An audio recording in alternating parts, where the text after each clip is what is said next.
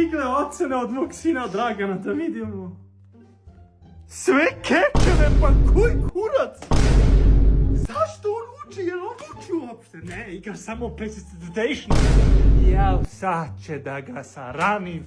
Dragane, gotovo si.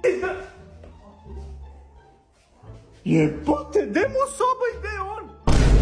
Jebeti život, sine! Šta je ovo, kako je ovo?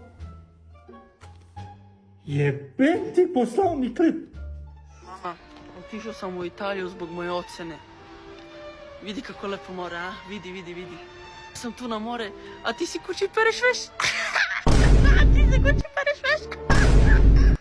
Ja sam kući perem veš, a ti si otišao u Italiju.